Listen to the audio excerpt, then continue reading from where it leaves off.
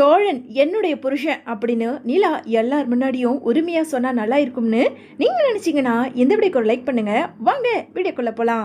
நிலாவும் நடேசனும் வீட்டுல இருந்துகிட்டு இருக்க அதே நேரம் போலீஸ் வந்ததை பார்த்ததும் இங்க நடேசன் இருந்துகிட்டு, நிலா இங்க வாமா போலீஸ் வந்திருக்கு அப்படின்னு சொல்லிட்டு குரல் கொடுக்க வந்த நிலாவோ, சார் என்ன வேணும் சார், இங்க பாருமா இந்த வீட்டில் தானே சோழன் இருக்கான், இது சோழன் வீடு தானே அப்படின்னு சொல்லிட்டு அங்க இருந்த கான்ஸ்டபிள் கேட்க, ஆமா சார், இங்க பாருமா அந்த சோழன் சும்மா இல்லாம பிரச்சனையில மாட்டிக்கிட்டு இருக்கான், சீக்கிரமா நான் சொல்ற இடத்துக்கு என் கூட வாங்க அப்படின்னு கான்ஸ்டபிள் சொன்னதை கேட்டதும் இங்க நடேசன் இருந்துகிட்டு, என்ன சார் சொல்றீங்க, என்ன பிரச்சனையில அவன் மாட்டிக்கிட்டு இருக்கான், அதெல்லாம் இங்க வச்சு சொல்ல முடியாது, உங்க வீட்டுல யாரு எத்தனை பேர் இருக்கீங்களோ எல்லாருமே இப்போ இன்னும் கொஞ்ச நேரத்துல என் கூட கிளம்பி வரணும் அப்படின்னு கான்ஸ்டபிள் சொல்ல, என்னாச்சோ ஏதாச்சோன்னு நிலா பதறி போய் உடனே அங்க சேரனுக்கும் பாண்டியனுக்கும் ஃபோன் பண்ணி, இந்த மாதிரி கான்ஸ்டபிள் வந்திருக்காங்க, சோழன் ஏதோ பிரச்சனையில மாட்டிக்கிட்டு இருக்காராம், சீக்கிரமா நாம போகணும் அப்படிங்கிற விஷயத்த அங்க சேரனுக்கும் பாண்டியனுக்கும் சொல்ல, கொஞ்ச நேரத்துல ரெண்டு பேரும் கிளம்பி இங்க நடேசனோட வீட்டுக்கு வர ஒட்டுமொத்த பேரும் கிளம்பி நேரா அந்த கான்ஸ்டபிள் கூட அங்க இருக்க சோழனை பிடிச்சி வச்சிருக்க வீட்டுக்குமே போறாங்க. ஏன்பா நிலா, அவன் உன்கிட்ட ஏதாவது சொல்லிட்டு போனானா, ஏதோ சவாரி வந்திருக்குன்னு சொல்லி தானே கிளம்பி போனா? ஆமாண்ணே, சொல்லிட்டு போகும்போது கூட நான் கூட அங்கே தானே இருந்தேன், அப்படி தானே சொல்லிட்டு போனாரு, என்னாச்சுன்னு தெரியல அப்படின்னு சொல்லிட்டு பதட்டத்தோட இருந்துக்கிட்டு இருக்க அங்கே வீடு வந்ததும் எல்லாரும் இறங்கி அந்த வீட்டுக்குள்ளே போகிறாங்க. ஏற்கனவே அங்கே சோழனை அடி வெளுத்து வாங்கி முகமெல்லாம் ரத்த காயத்தோட உக்காந்துக்கிட்டு இருக்க அதை பார்த்ததும் இங்கே நிலாவோ பதறி போய், சோழன் என்னாச்சு சோழன் சார், இப்போ எதுக்காக சோழனை இப்படி அடிச்சு வச்சிருக்கீங்க அப்படின்னு நிலா ரொம்ப கோவத்தோட இன்ஸ்பெக்டரை பார்த்து கேட்க, என்னம்மா என்கிட்ட வந்து சத்தம் போட்டுக்கிட்டு இருக்க, இந்த ராஸ்கலை இதோட விட்டுமேனு கொஞ்சமாவது சந்தோஷப்படு, இவன் என்ன பண்ணியிருக்கான் தெரியுமா, எங்க வீட்டு பொண்ணை கடத்திக்கிட்டு போய் கல்யாணம் பண்ண பார்த்துருக்கான், என் பொண்ணோட மனசை மாத்திருக்கான் ராஸ்கல், இவனை எல்லாம் சும்மாவே விடக்கூடாது, அதனாலதான் உங்களை வர வச்சிருக்கேன், இது என்னம்மா இவன் பண்றது சரியா நியாயமா அப்படின்னு சொல்லிட்டு நிலாவை பார்த்து இன்ஸ்பெக்டர் கேட்க, உடனே நடேசனும் சேரனும் இருந்துக்கிட்டு, டேய் சோழா என்னடா பண்ணி வச்சிருக்க, என்னடா ஆச்சு, எதுக்காக நீ சவாரி போறேன்னு சொல்லிட்டு இங்க வந்து உக்காந்துக்கிட்டு இருக்க, இவங்கெல்லாம் யாரு, எதுக்காக நீ இங்க இருக்க அப்படின்னு சொல்லிட்டு ஒண்ணுமே புரியாம இங்க சேரன் கேட்டுக்கிட்டு இருக்க.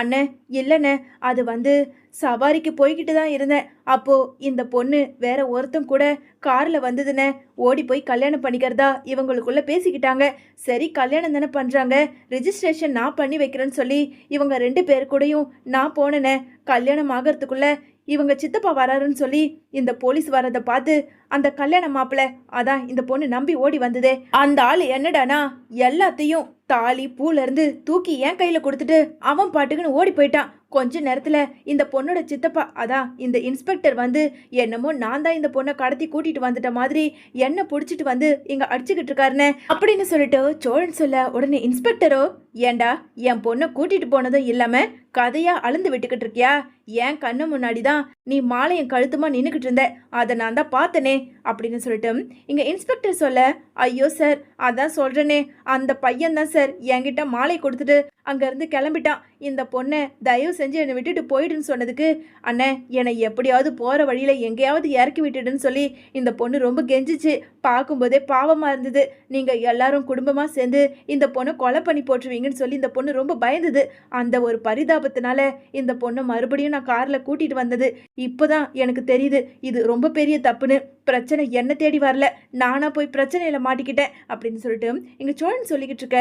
உடனே நடேசன் இருந்துக்கிட்டு, சார் அவன் தான் நடந்ததை சொல்றானே, அவனை எதுக்காக சார் புடிச்சு வச்சுக்கிட்டு தேவையில்லாம பேசிக்கிட்டு இருக்கீங்க, என் பையன் சோழனை தயவு செஞ்சு விட்டுடுங்க அப்படின்னு சொல்லிட்டு நடேசன் பேச, என்னது விடணுமா, கல்யாணம் ஃபிக்ஸ் ஆகியிருக்க ஒரு பொண்ணை இவன் கூட்டிட்டு போய் கல்யாணம் பண்றதுக்காக கோவில்ல வச்சு நின்றுகிட்டு இருப்பான், நாங்க இதை அமைதியா விடணுமா, அப்படியெல்லாம் விட முடியாது, அக்கம் பக்கம் சொந்தக்காரங்கன்னு எல்லார் முன்னாடியும் நாங்க அவமானப்பட்டு நின்னதுதான் மிச்சம், இப்படியே விட முடியாது, டேய் இங்க பாரு இங்க வா, ஒழுங்கு மரியாதையா நீயே என் பொண்ணு கழுத்துல தாலி கட்டு, அவளுக்கு பார்த்த மாப்பிள்ளையே வேண்டான்னு சொல்லிட்டு உன் பின்னாடி வந்தவ மறுபடியும் கல்யாணம் பண்ணி வச்சா கூட உன் பின்னாடியே வந்துருவா போல இருக்கு, அதனால 4 பேர் முன்னாடி அவமானப்படுறதுக்கு நீயே இவ கழுத்துல தாலி கட்டி இவளை நீ நல்லபடியா பாத்துக்க, இங்க வா அப்படின்னு சொல்லிட்டு பொண்ணோட அப்பா கூப்பிட்டுக்கிட்டு இருக்க.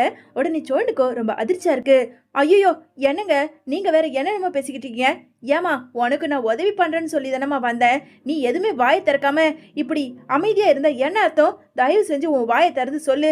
நான் யதார்த்தமா கார் ஓட்டிக்கிட்டு வந்தேன்னு சொல்லு. இருங்க, நான் வேணா என்னோட ஓனருக்கு வேணா ஃபோன் பண்றேன் அப்படின்னு சொல்லிட்டு இங்க சோழன் தன்னோட ஃபோன் எடுக்க உடனே இன்ஸ்பெக்டரோ, டேய் உன்னை பார்த்தாலே திருட்டு மொழி முழிச்சுக்கிட்டு பொய் சொல்ற மாதிரி இருக்கு. இதுல நீ உன் போனை வேற எடுத்து ஓனருக்கு பண்றேன்னு சொல்றியா? யாரடா ஏமாத்த பாக்குற? என்னண்ணே இன்னும் பாத்துக்கிட்டு இருக்கீங்க? சீக்கிரமா போய் தாலி எடுத்துக்கிட்டு வாங்க. எங்கேயே ரகசியமா இவங்களுக்கு கல்யாணத்தை முடிச்சிருவோம். இங்க பாருடா, கல்யாணமான பிறகு என் பொண்ணு நல்லபடியா நீ பாத்துக்கணும் அப்படின்னு சொல்லிட்டு இன்ஸ்பெக்டர் பேச இதை கேட்க கேட்க அங்க நிலவுக்குமே ரொம்ப அதிர்ச்சியா இருக்கு. சோழன், உங்களுக்கு இதெல்லாம் தேவையா சோழன்? எதுக்காக அடுத்தவங்க பிரச்சனையில நீங்க மூக்க நுழைக்கிறீங்க? நிறைய தடவை சொல்லியிருக்கேன், யார் பிரச்சனைனா எப்படின்னா போகட்டும், நீங்க ஒன்றும் சோஷியல் சர்வீஸ் பண்ண வேண்டான்னு. இப்போ பாருங்க, நீங்களா போய் பிரச்சனையை தேடி அந்த பொண்ணு கழுத்துல இப்போ உங்களை தாலி கட்ட சொல்றாங்க. போங்க போய் தாராளமா அந்த பொண்ணு கழுத்துல நீங்களே தாலியை கட்டுங்க அப்படின்னு சொல்லிட்டு நிலா பேச, நிலா என்ன நிலா இப்படி பேசுற? இத்தனை பேர் முன்னாடி நீ என்னை விட்டு கொடுக்க மாட்டே, நான் உன் புருஷன் சொல்லுவேன்னு நான் எதிர்பார்த்துக்கிட்டு இருக்கேன். நீ என்னமோ அந்த பொண்ணு கழுத்துல தாலி கட்ட சொல்ற. நிலா, தயவு செஞ்சு நீதான் நிலா உண்மையை போட்டு உடைச்சு நான் உன் புருஷன் சொல்லி எல்லாரும் முன்னாடி சொல்லணும் அப்படின்னு சொல்லிட்டு இங்க சோழனும் நிலா கிட்ட கெஞ்சிக்கிட்டு இருக்க. இன்னொரு பக்கம் இங்க சேரன் இருந்துகிட்டு, உனக்கு இதெல்லாம் தேவைதான் சோழன். நீ எதுக்காக நிலா சொன்ன மாதிரி அடுத்து உங்க பிரச்சனையில போய்கிட்டு இருக்க? அண்ணே இல்லைண்ணே, ஏதோ ஒரு உதவி பண்ணலாம்னு. ஆமா, நீ உதவி பண்ண கிழிச்ச லட்சணத்தை தான் நாங்க பார்த்தோமே.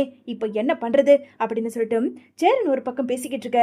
அதே நேரம் பொண்ணோட அப்பாவுமே அங்க தாலி எடுத்துக்கிட்டு வந்து, டேய் இங்க வா, என் பொண்ணு கழுத்துல தாலியை கட்டு அப்படின்னு சொல்லிட்டு அந்த தாலியை நீட்ட.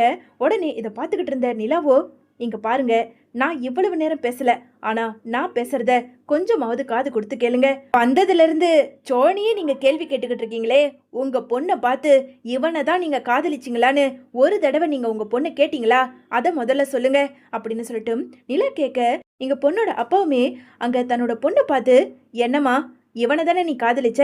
இவனை கல்யாணம் பண்ணிக்கிறதுக்காக தானே கோவில் வரைக்கும் போனேன். வாயை திறந்து சொல்லு, எது கேட்டாலும் இப்படியே அழுதுகிட்டு இருந்தா என்ன அர்த்தம்? நீ வாயை திறந்தாதான் இப்பவே உங்க 2 பேருக்கு கல்யாணத்தை பண்ணி வைக்க முடியும் அப்படின்னு சொல்லிட்டு அங்க இருந்த பொண்ணோட அப்பா சொல்ல, உடனே அங்க பொண்ணுமே அழுதுகிட்டு இருந்ததை பார்த்ததும் இங்க சோழன் இருந்துகிட்டு, இங்க பாருமா, உனக்கு உதவி பண்ணலான்னு சொல்லிதான் என் உயிரை பணிய வச்சு உன்னை கூட்டிட்டு வந்தேன். கடைசியில பார்த்தா இவங்க எல்லாரும் உன்னை ஏன் தலையில கட்டி வச்சிருவாங்க போல இருக்கு.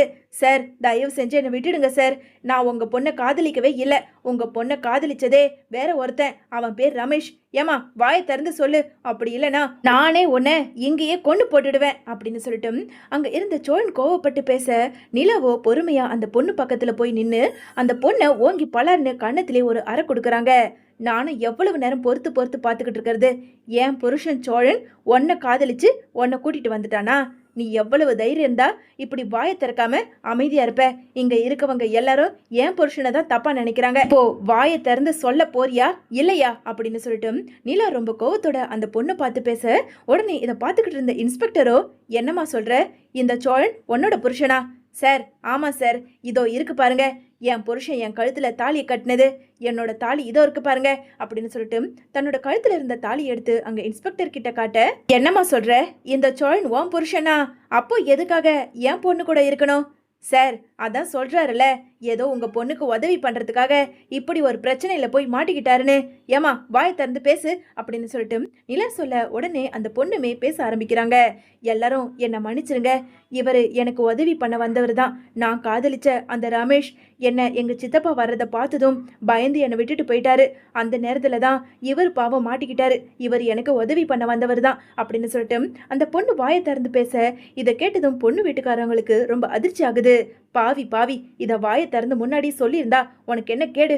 பாரு அப்பாவி, அந்த பையனை புடிச்சுக்கிட்டு வந்து இங்க நாங்க எல்லாரும் கேள்வி கேட்டுக்கிட்டு இருந்தோம் அப்படின்னு பொண்ணோட அம்மா பேசிக்கிட்டு இருக்க. உடனே இன்ஸ்பெக்டர் இருந்துகிட்டு, என்னம்மா இவனை நீ காப்பாத்தலான்னு சொல்லி உன் புருஷன் சொல்லி எங்க கிட்ட கதை அளந்துகிட்டு இருக்கியா? பொய் சொல்றியா? இதையெல்லாம் நாங்க எப்படி நம்புறது? நீ கழுத்துல இருக்க தாலி எடுத்து காட்டிட்டா நாங்க நம்பிடுவணுமா அப்படின்னு சொல்லிட்டு இன்ஸ்பெக்டர் சொல்ல, சார் நம்பலையா? இருங்க ஒரு நிமிஷம் அப்படின்னு சொல்லிட்டு தன்னோட போன்ல இருந்த போட்டோவை எடுத்து அங்க இருந்த இன்ஸ்பெக்டர் கிட்ட காட்ட, பாருங்க சார், நான் இவங்க வீட்டு மருமக, என்னோட புருஷன், நாங்க 2 பேரும் ஒன்னா இருந்து போட்டோ எடுத்திருக்கோம், நீங்களே பாருங்க அப்படின்னு சொல்லிட்டு நீலா தன்னோட போன்ல இருந்த சோழ நிலாவோட போட்டோ காட்ட, இதை பார்த்ததும் இன்ஸ்பெக்டரோ, சாரி சார், சாரிங்க, மன்னிச்சிருங்க. ஏதோ தெரியாம இப்படியெல்லாம் தவறுதலா இந்த பொண்ணு எதுவுமே சொல்லாததுனால நாங்க சோழன் மேல சந்தேகப்பட்டுட்டோம். ஏன்பா தம்பி, நீயாவது முன்னாடியே உங்க 2 பேருக்கும் கல்யாணம் ஆயிடுச்சுன்னு சொல்லியிருக்க கூடாதா அப்படின்னு இன்ஸ்பெக்டர் கேட்க, சார் அதை தானே சார் முன்னாடியில இருந்து சொல்ல வரேன். நீங்க எங்க என்ன வாயை திறந்து பேச விட்டீங்க? என்ன அடிச்சிங்களே தவிர நான் பேசுறத நீங்க காதுலயே வாங்கலையே. இப்போ சொல்றேன் சார், இதோ இருக்காளே நீலா, இவ என்னோட பொண்டாட்டி, நான் இவளோட புருஷன். தயவு செஞ்சு எங்களை விட்டுடுங்க அப்படின்னு சொல்லிட்டு சோழனும் அங்க எல்லாரையும் சமாதானப்படுத்திட்டு ஒரு வழியா நிலாவை அழைச்சிக்கிட்டு அங்க நடேசன், சேரன், பாண்டியன்னு எல்லாருமே அந்த வீட்டை விட்டு வெளியே போறாங்க. பாருங்க சோழன், இனிமேலாவது இந்த மாதிரி பிரச்சனையில தயவு செஞ்சு தலையிடாதீங்க அப்படின்னு நிலா பேச, உடனே சோழன் இருந்துகிட்டு, விடுங்க நிலா, இந்த பிரச்சனையிலும் எனக்கு ஒரு நல்லது நடந்திருக்குல, என்ன சொல்றீங்க? ஆமா, எல்லார் முன்னாடியும் வந்து சோழன் தான் என்னோட புருஷனு வாய் நிறைய சொல்றத கேட்கும்போது எனக்கு எவ்வளவு சந்தோஷமா இருந்தது தெரியுமா? எனக்கு இந்த பிரச்சனையிலும் ஒரு சந்தோஷம் கிடைச்சிருக்கு, அதுவே போதும் அப்படின்னு சொல்லிட்டு இங்க சோழனுமே அங்க நிலா கிட்ட ரொம்ப சந்தோஷப்பட்டு பேசிக்கிட்டு இருக்காரு.